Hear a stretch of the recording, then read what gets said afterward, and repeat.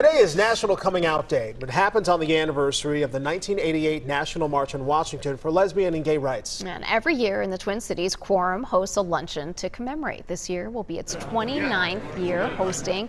And Jack Jablonski, he's going to be the keynote speaker. Now, you may remember that Jablonski recently came out as gay. So joining us now, Richard Herod, a board member of Quorum and an outspoken supporter of the LGBTQ community. Hey there, Richard, how are you?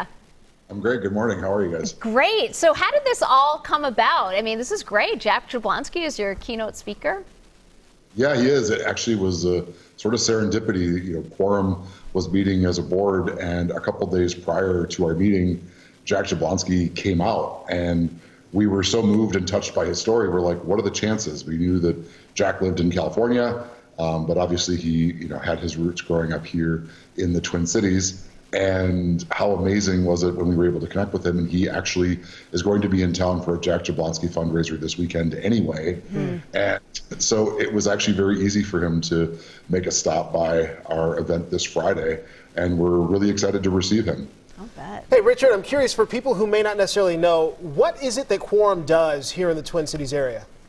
Sure. Well, Quorum is a LGBTQ plus and allied chamber of commerce. So basically it's Minnesota's only chamber of commerce for LGBTQ plus community and people that are in support of that. And, we also stretch out into the Dakotas as well. But really we look through programming, networking, support of allyship of the LGBTQ plus community, really a lot of education, a lot of connections. And every year, really, this event is really important to us because it serves not only as a way for us to bring stories.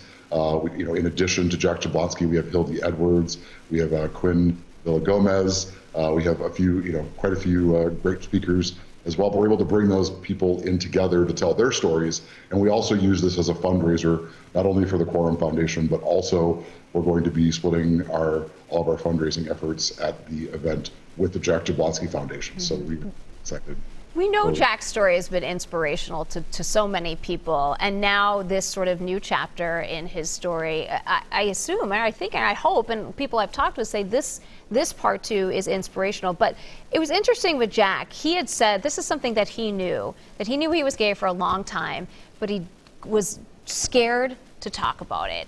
Even today, coming out is extremely difficult. Can you share a little bit about that? Yeah, I remember my own story. I rember being terrified that I'd lose my family, I'd lose my career aspirations. And, today, as I reflect on National Coming Out Day, I stand strong with my friendships and my career intact. And, clearly that was not something that people who came out before me experienced or shared in their experience. But even today, particularly when you talk about major league sports, right?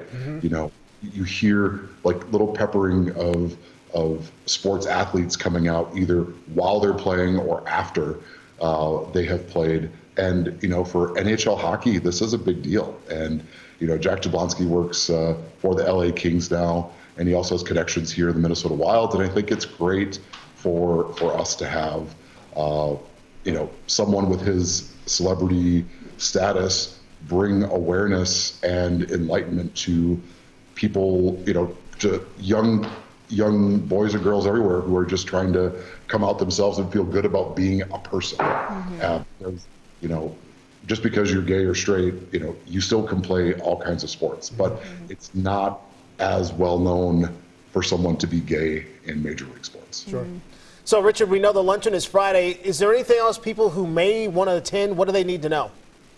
Well, tickets are selling out fast. I think we're down to 20 tickets. So anyone who's interested in going, TwinCitiesQuorum.com under events, you can register for that. There also is an option to watch the event live via Zoom. So people that aren't able to attend in person can also attend virtually if they would like. And I just encourage everyone to, hear his story and hear his bravery. And, because it just commemorates all of our bravery individually as we sort of celebrate our authentic selves. Yeah. All right. Richard Herod with Quorum, thank you so much for being with us today. We appreciate it. My pleasure. It's good to see you both.